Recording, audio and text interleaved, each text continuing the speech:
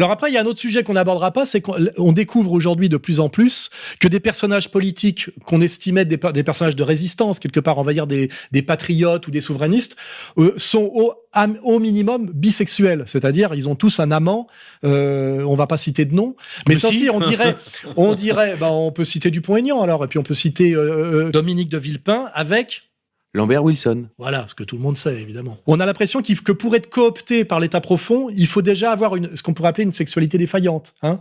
C'est-à-dire, parce que par rapport au peuple... bisexuel, c'est ça par rapport au peuple, ça veut dire que quand on sait que t'es homo, alors que tu te fais passer pour un cador, ou un héritier de Gaulle, ça te crame un peu, parce qu'il y a quand même, on le voit avec le football en ce moment, que quand on demande d'arrêter les matchs pour slogan homophobe, le président de la fédération dit vous allez tuer le football, parce que le mec qui va au football, il aime bien pouvoir crier PD, tu vois ce que je veux dire.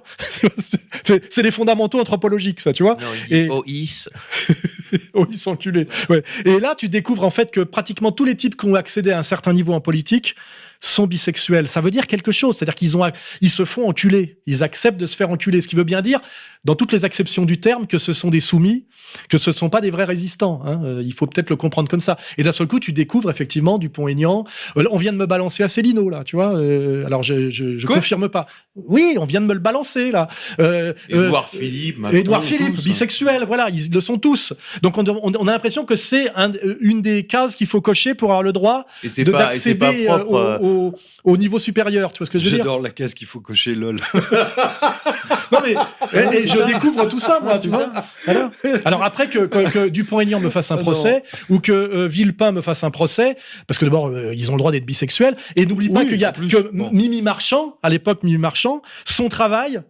C'était d'avoir les photos et les pièces pour faire fermer leur gueule au moment de la campagne électorale de Macron. Et rappelle-toi que Marc Ladré de la Charrière, qui soutient Fillon, se fait accuser et ne répond pas. Pourquoi il répond pas ?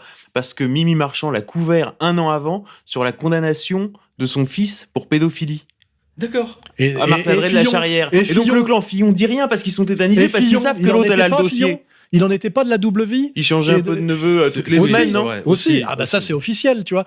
Ils en sont. Donc on dirait que pour accéder à un certain niveau d'exécution politique, pour être sûr que les mecs soient bien des double cross, il faut qu'ils soient sexuellement des double cross. Tu vois ce que je veux dire ? Parce que quand tu acceptes de te faire taper au derche, ça veut dire quand même quelque chose symboliquement, tu vois. C'est clair. Et Le Pen, tu peux chercher Jean-Marie Le Pen que j'ai bien connu, il n'en est pas de la jaquette, tu vois. J'avais lu un papier justement il n'y a pas très longtemps à ce sujet, enfin bon, peu importe, comme quoi il a eu des amitiés particulières. Non, il n'a pas de police des braguettes chez lui. Et il a des amis homosexuels, ça n'a rien à voir. Moi aussi j'en ai. C'est que le mec, voilà, n'est pas de la jaquette. Or les autres, tu te découvres à un moment donné qu'ils en sont tous. Et c'est pour ça d'ailleurs que Nicolas Dupont-Aignan ne passe pas. Hein, il n'a jamais passé parce que les gens voient bien qu'il y a quelque chose qui colle pas dans son attitude, surtout, à un moment donné, dans sa façon de parler. Si on veut le cramer, compte tenu de ce qu'est la mentalité profonde du Gaulois de base et du gilet jaune, si à un moment donné un mec qui prétend être le sauveur de la France, le nouveau général Boulanger, on te découvre qu'en fait il envoie des mots d'amour à un gamin en le traitant de chien de feu, etc. Parce qu'on les a tous, hein, les messages. Tu parles d'Asselineau ?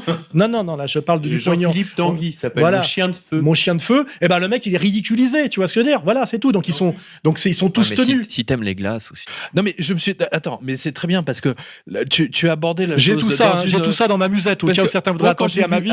J'ai plusieurs avocats avec des enveloppes scellées. Je me suis dit mais c'est quoi le truc là ? C'est quoi son projet ? Pourquoi il a invité un gamin qui joue encore avec ses dinosaures ? Je comprenais pas ce qu'il foutait là, quoi. Je me dis mais c'est quoi son projet ? C'est quoi son plan ? On en parlera en antenne si tu veux. Ouais, d'accord, je vois. Ok. Bon. En tout cas, ça, c'est une émission qui c'est le tonneau des Danaïdes. Hein. Ouais, c'est ça. Ouais. On en finira jamais là-dessus.